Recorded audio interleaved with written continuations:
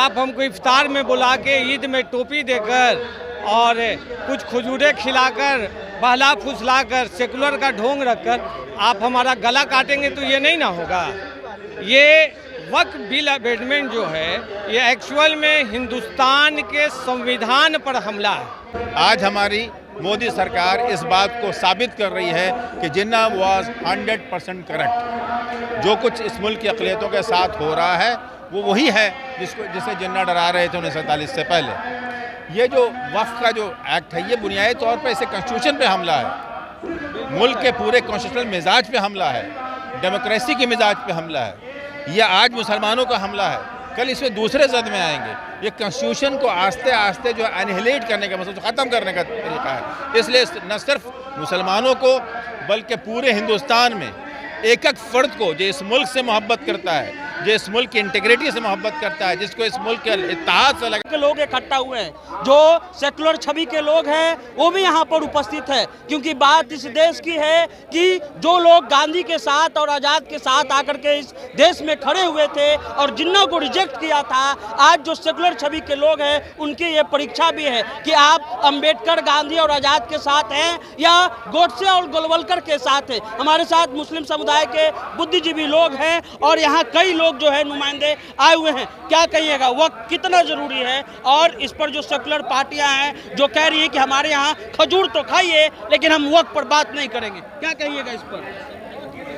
देखिए, जो वक्फ amendment bill है ये असल में हिंदुस्तान के पूरा जो एक सदियों का जो कैरेक्टर है उस पर अटैक है।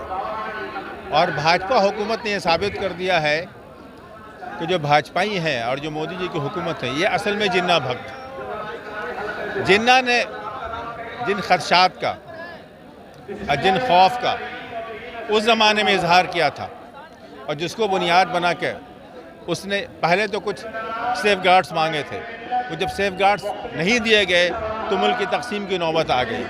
आज हमारी मोदी सरकार इस बात को साबित कर रही है कि जिन्ना वाज 100% करेक्ट। जो कुछ इस मुल्क की अक़लियतों के साथ हो रहा है वो वही है जिसे जिन्ना डरा रहे थे 1947 से पहले।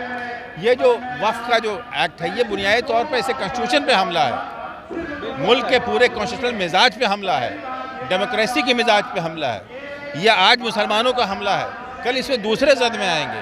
ये कॉन्स्टिट्यूशन को आस्ते आस्ते जो एनिहिलेट करने का मतलब ख़त्म करने का तरीका है। इसलिए न सिर्फ मुसलमानों को बल्कि पूरे हिंदुस्तान में एक एक फ़र्द को जो इस मुल्क से मोहब्बत करता है, जो इस मुल्क की इंटीग्रिटी से मोहब्बत करता है, जिसको इस मुल्क के इत्तेहाद से लगाव है, जो यहाँ पर डाइवर्सिटी में इसकी यूनिटी देखना चाहता है, उसकी ज़िम्मेदारी है, हर मुसलमान की ज़िम्मेदारी है, हर हिंदू की ज़िम्मेदारी है, हर सिख की ज़िम्मेदारी है, हर ईसाई की ज़िम्मेदारी है, हर पिछड़े की ज़िम्मेदारी है, हर दलित की ज़िम्मेदारी है, हर ट्राइबल की ज़िम्मेदारी है और हर अपर कास्ट की ज़िम्मेदारी है कि वो इस बिल के ख़िलाफ़ खड़ा हो जाए।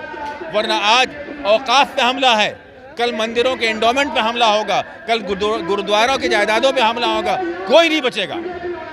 यह मुल्क के अंदर जो है डेमोक्रेसी के रास्ते से के रास्ता लेके डिक्टेटरशिप लाया जा रहा है। लेकिन जो सेकुलर अपने आप को कहते हैं उन नेताओं की भी परीक्षा है। वो उनके नुमाइंदे कह रहे हैं कि जो लेटर जारी किए गए वो फर्जी लेटर है। वो कह रहे हैं कि वो कब से ठेकेदार बन गए, ये बड़ा सवाल है। और कुछ मुसलमान वहाँ पहुँचते हैं और बाद में आकर के बाहर कहते हैं कि हम जो है वो उनके बात को नहीं मानते। ठीक है, हाँ। यहाँ पर जमा होने वाले फर्जी ठेकेदार हैं। हाँ। आप तो कॉन्स्टिट्यूशनल गवर्नमेंट चला रहे हैं, आप तो अपने आप को गांधीवादी कहते हैं, आप तो अपने आप जयप्रकाश का नेता कहते हैं।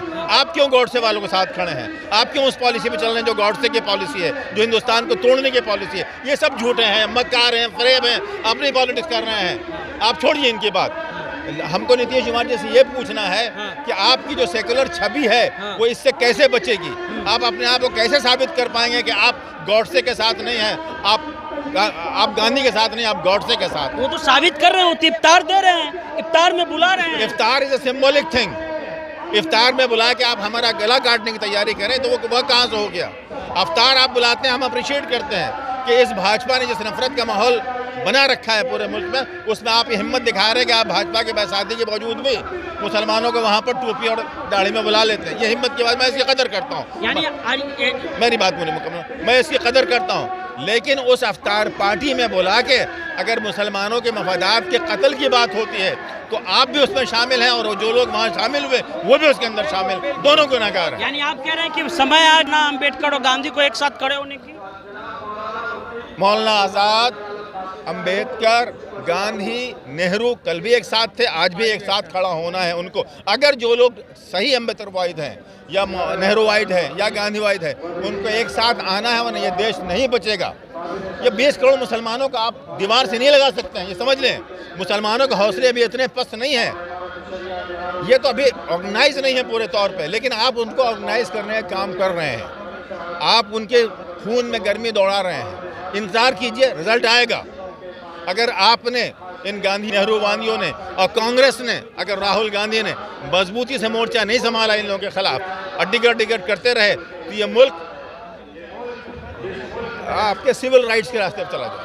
एक अंतिम सवाल आपसे पूछ लेते हैं। अभी प्रधानमंत्री ने घोषणा किया है कि 32 लाख मुसलमान परिवारों को हम अपना तोहफा भेजेंगे, ईदी भेजेंगे ईद के दिन, नरेंद्र मोदी ने कहा। अरे अभी सर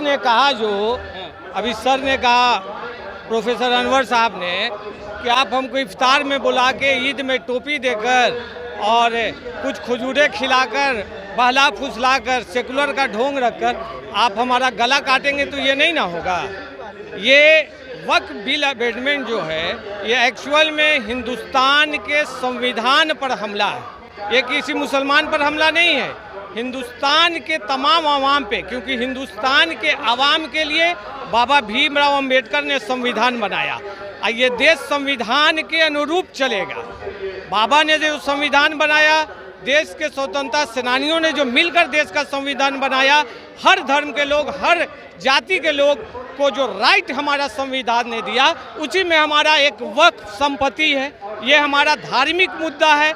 इस पे किसी भी सरकार का, चाहे वो भाजपा हो चाहे वो उसके सहयोगी दल हो, किसी भी सरकार का हस्तक्षेप हम बर्दाश्त नहीं करेंगे, अभी नहीं करेंगे, आगे आने वाले दिनों में भी नहीं करेंगे। और सिर्फ मुसलमान इसका विरोध नहीं करेगा, संविधान पे यकीन करने वाले जिस समुदाय या जिस धर्म के लोग हैं, सब एकजुट होकर इस देश में ये वक्फ बिल जो काला कानून लाया जा रहा है, इसका विरोध हम लोग शांतिपूर्ण तरीके से हम लोग राज्य में और देश में करने का काम करेंगे। चलिए, तो मुसलमानों को टोपी और खजूर की जरूरत नहीं है, वक्फ बिल को रिजेक्ट करिए, और नहीं तो इस देश में जो अंबेडकर के मानने वाले